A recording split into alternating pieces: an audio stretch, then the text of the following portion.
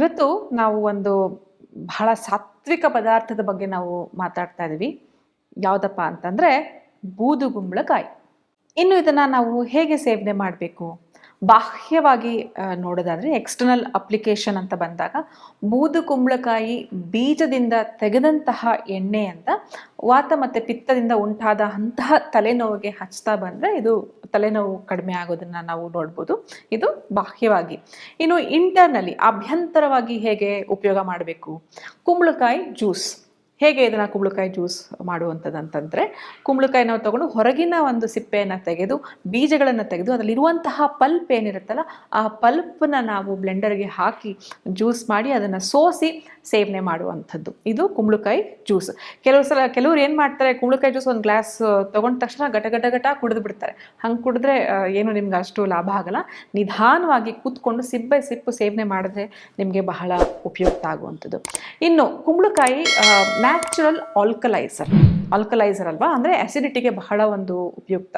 Hyper acidity ಇರುತ್ತೆ ಕೆಲವರಲ್ಲಿ, ಅಂಥವರು ಈ ಕುಂಬಳಕಾಯಿ ಜ್ಯೂಸು ಮತ್ತು ಶುಂಠಿ ಜೊತೆಗೆ ಬೆರೆಸಿ ಸೇವನೆ ಮಾಡುವಂಥದ್ದು. ಕೆಲವರು ಜೀರ್ಣ ಮಾಡ್ಕೊಳ್ಳೋಕ್ಕೆ ಕಷ್ಟ ಆಗುತ್ತೆ ಈ ಒಂದು ಕುಂಬಳಕಾಯಿ ಅನ್ನೋ ಪಕ್ಷದಲ್ಲಿ ಕುಂಬಳಕಾಯಿನ ಬೇಯಿಸಿ ತದನಂತರ ಅದಕ್ಕೆ ಕಲ್ಲು ಸಕ್ಕರೆ ಅಥವಾ ಜಾಗರಿ ಈ ಥರದನ್ನು ಮಿಶ್ರಣ ಮಾಡಿ ಸೇವನೆ ಮಾಡಿದ್ರೆ ಅಂಥವರಲ್ಲಿ ಚೆನ್ನಾಗಿ ಜೀರ್ಣ ಆಗುವಂಥದ್ದು. ನಾ ಹೇಳಿದೆ, ಇದು ನ್ಯಾಚುರಲ್ ಆಲ್ಕಲೈಸರು, ನೀರಿನ ಅಂಶ ಜಾಸ್ತಿ ಇರುತ್ತೆ. 96% ವಾಟರ್ ಕುಂಬಳಕಾಯಿನಲ್ಲಿ ಇರುವಂಥದ್ದು. ಮಿಕ್ಕಿದೆಲ್ಲ vitamins, minerals, vitamin B6, niacin, riboflavin ಎಲ್ಲವೂ ಒಂದು ಮಿನರಲ್ಸು, ಖನಿಜಾಂಶಗಳನ್ನು ಇದು ಹೊಂದಿರುವಂಥದ್ದು.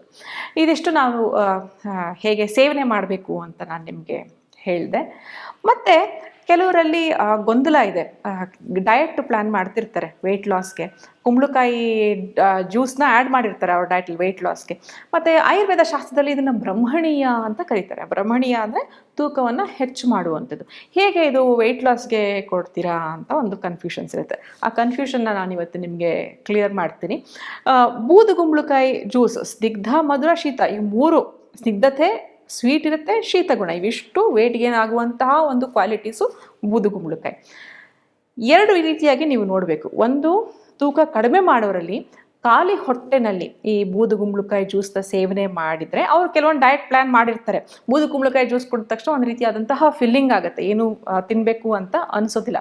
ಅದ್ರ ಜೊತೆಗೆ ಅವ್ರ ಡಯಟ್ ಪ್ಲ್ಯಾನ್, ಫಾಸ್ಟಿಂಗ್ ಇರ್ಬೋದು, ಮತ್ತೊಂದಿರ್ಬೋದು, ಅವರು ಪ್ಲ್ಯಾನ್ ಮಾಡ್ತಾ ಇರೋದ್ರಿಂದ ಈ ಬೂದುಗುಂಬಳಕಾಯಿ ಹೆಲ್ಪ್ ಆಗುತ್ತೆ. ಅದ್ರ ಜೊತೆಗೆ ಮನಸ್ಸಿಗೂ ಕೂಡ ಒಂದು ರೀತಿಯಾದಂಥ ಬ್ರೈನ್ ಟಾನಿಕ್ ಆಗಿ ಹೆಲ್ಪ್ ಆಗುತ್ತೆ. ಹಾಗಾಗಿ ಈ ಬೂದುಗುಂಬಳಕಾಯಿ ಜ್ಯೂಸ್ನ ಖಾಲಿ ಹೊಟ್ಟೆನಲ್ಲಿ ವೆಯ್ಟ್ ಲಾಸ್ ಮಾಡುವಂಥವ್ರು ಯೂಸ್ ಮಾಡಿದ್ರೆ ಖಂಡಿತ ಹೆಲ್ಪ್ ಆಗುತ್ತೆ. ಬಟ್ ಅದನ್ನು ಕುಡಿದು ತದನಂತರ ಹೆವಿ ಫುಡ್ ತೊಗೊಂಡ್ರೆ ಡೆಫಿನೆಟ್ಲಿ ವೇಟ್ ಗೇನ್ ಆಗುವಂಥದ್ದು. ಇದು ಒಂದು ವೆಯ್ಟ್ ಲಾಸ್ಗೆ ಸಂಬಂಧಪಟ್ಟವ್ರಿಗೆ. ಇನ್ನು ಕೆಲವರು ಬಹಳ ಒಂದು ತೆಳ್ಳಗಿರ್ತಾರೆ, ದಪ್ಪ ಆಗಬೇಕು ಅಂತ ಇರ್ತಾರೆ. ಅಂಥವರಲ್ಲಿ ಈ ಕೂಷ್ಮಾಂಡ ಏನಂತಾರೆ ಜ್ಯೂಸ್ ಏನಿರುತ್ತೆ ಅದ್ರ ಬದಲು ಕೂಷ್ಮಾಂಡ ರಸಾಯನ, ಕೂಷ್ಮಾಂಡ ಅವಲೇಹ್ಯ ಅಂತ ಬರುತ್ತೆ ಸ್ವೀಟ್ ಫಾರ್ಮಲ್ಲಿ. ವೆರಿ ಫೇಮಸ್ ಕಾಶಿ ಹಲ್ವಾ ಮಾಡೋದು ಈ ಒಂದು ಬೂದುಗುಂಬಳಕಾಯಿಂದಲೇ. ಸೊ ಇದನ್ನು ತಾವುಗಳು ಸೇವನೆ ಮಾಡಿದ್ರೆ ಖಂಡಿತ ವೆಯ್ಟ್ ಗೇನ್ ಆಗುವಂಥದ್ದು. ಸೊ ಇದಿಷ್ಟು ನೀವು ನೆನಪಲ್ಲಿಟ್ಕೊಂಡು, ಅದು ಬಿಟ್ಟು ಸಾಮಾನ್ಯವಾಗಿ ತರಕಾರಿ, ಸಾಂಬಾರು, ಸಬ್ಜಿ, ಪಲ್ಯಗಳು ಇದನ್ನ ದಿನನಿತ್ಯ ಸೇವನೆ ಮಾಡಿದ್ರು ಕೂಡ ನಿಮಗೆ ತೂಕ ಹೆಚ್ಚಾಗೋದನ್ನ ನಾವು ನೋಡ್ಬೋದು. ಯಾಕೆಂದ್ರೆ ಇದು ಬ್ರಹ್ಮಣೀಯ. ಸೊ ಇವಿಷ್ಟು ಒಂದು ಕುಂಬಳಕಾಯಿಯ ಹೇಗೆ ಸೇವನೆ ಮಾಡಬೇಕು ಅಂತ ನಾನು ನಿಮಗೆ ಹೇಳ್ತಾ ಹೋದೆ. ಇನ್ನು ಏನು ಸೈಡ್ ಎಫೆಕ್ಟ್ಸ್ ಇದರಲ್ಲಿ ಇರುತ್ತೆ ಅಂತಂತಂದರೆ, ಹೆಚ್ಚು ದಪ್ಪ ಇದ್ದವರು ಇದನ್ನು ಹಿತಮಿತವಾಗಿ ಮಿನಿಮಲ್ ಡೋಸೇಜ್ ಆಗಿ ಸೇವನೆ ಮಾಡಬೇಕು ಒಂದು. ಮತ್ತು ಇದು ಕಫ ಇನ್ಕ್ರೀಸ್ ಮಾಡುತ್ತೆ, ಹಾಗಾಗಿ ಇದನ್ನು ನಾವು ಚಳಿಗಾಲದಲ್ಲಿ ಹೆಚ್ಚಾಗಿ ಸೇವನೆ ಮಾಡಬಾರ್ದು.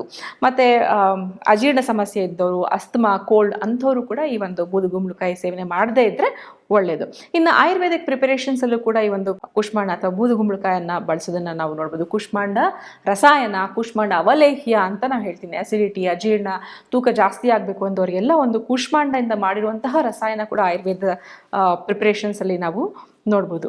ಸೊ ಇಷ್ಟು ಇವತ್ತು ನಾವು ಒಂದು ಬಹಳ ಒಂದು ಸಾತ್ವಿಕವಾದಂತಹ ಒಂದು ಪದಾರ್ಥದ ಬಗ್ಗೆ, ಕುಂಬಳಕಾಯಿ ಬಗ್ಗೆ, ಬೂದುಗುಂಬಳಕಾಯಿ ಬಗ್ಗೆ ನಾವು ಮಾತಾಡಿದ್ವಿ.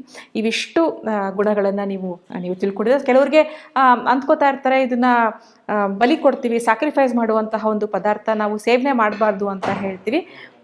ಖಂಡಿತ ಆ ಥರದ್ದು ಯಾವುದೂ ಇಲ್ಲ. ನೀವು ಹಿತಮಿತವಾಗಿ ಇದನ್ನು ದಿನನಿತ್ಯ ನಿಮ್ಮ ಆಹಾರದಲ್ಲಿ ಬಳಸ್ಕೊತಾ ಹೋಗ್ಬೋದು. ಇದನ್ನು ನೀವು ಮಾಡ್ತೀರಾ ಅಂತ ನಾನು ಭಾವಿಸ್ತೀನಿ ವೀಕ್ಷಕರೇ. ನಮಸ್ಕಾರ.